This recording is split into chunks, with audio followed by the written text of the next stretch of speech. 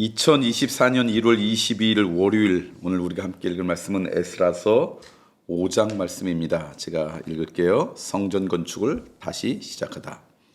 선지자들 곧 선지자 학개와 이또의 손자 스가랴가 이스라엘의 하나님의 이름으로 유다와 예루살렘에 거주하는 유다 사람들에게 예언하였더니, 이에 스알디엘의 아들 스룹바벨과 요사닥의 아들 예수아가 일어나 예루살렘에 있던 하나님의 성전을 다시 건축하기 시작하며 하나님의 선지자들이 함께 있어 그들을 돕더라.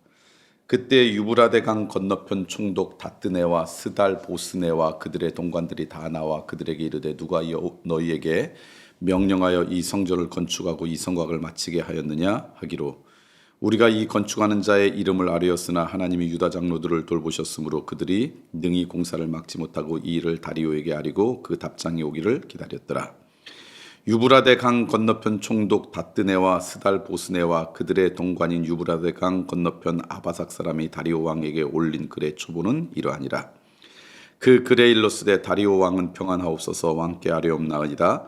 우리가 유다도에 가서 지극히 크신 하나님의 성전에 나아가 본즉 성전을 큰 돌로 세우며 벽에 나무를 얹어 부지런히 일함으로 공사가 그 손에 형통하옵기에 우리가 그 장로들에게 물어보기를, 누가 너희에게 명령하여 이 성전을 건축하고 이 성곽을 마치라고 하였느냐 하고, 우리가 또 그 우두머리들의 이름을 적어 왕에게 아리고자 하여 그들의 이름을 물은즉, 그들이 우리에게 대답하여 이르기를, 우리는 천지의 하나님의 종이라. 예전에 건축되었던 성전을 우리가 다시 건축하노라. 이는 본래 이스라엘의 큰 왕이 건축하여 완공한 것이었으나 우리 조상들이 하늘에 계신 하나님을 노엽게 하였으므로 하나님이 그들을 갈대아 사람 바벨론 왕 느부갓네살의 손에 넘기심에 그가 이 성전을 헐며 이 백성을 사로잡아 바벨론으로 옮겼더라.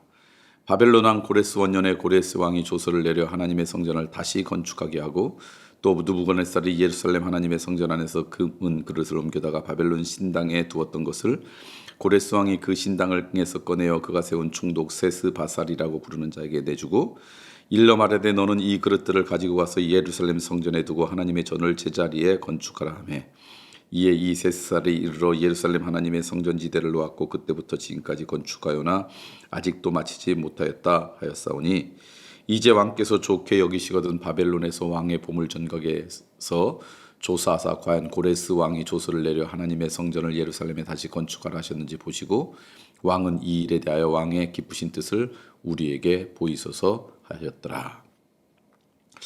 오늘 에스라서 5장에 있는 말씀은 성전 건축을 하려고 하다가 멈추고 그러다가 이제 다시 건축을 시작하는 장면이 오늘 말씀입니다. 근데 오늘 5장 말씀을 쭉 읽어보니까 가장 많이 반복되는 단어 하나가 있습니다. 그것은 뭐냐면 다시라고 하는 단어예요. 2절 말씀에도 있고요. 중간중간에 그 말씀이 여러 번 나옵니다. 다시 건축하다, 다시 건축하다. 그 얘기는 성전 건축이 결코 쉽지 않았다는 거죠. 어려웠다는 거죠. 이런저런 방해물들이 굉장히 많았다는 거죠. 순조롭게 진행되지 않아서 좌절하고 절망할 수밖에 없는 그런 여건이 성전을 건축하는 상황이라는 거죠. 그런데 하나님의 사람들이 하나님의 뜻에 순종하는 사람들에게 있었던 마음, 그 중요한 마음은 다시라고 하는 것이 아닌가.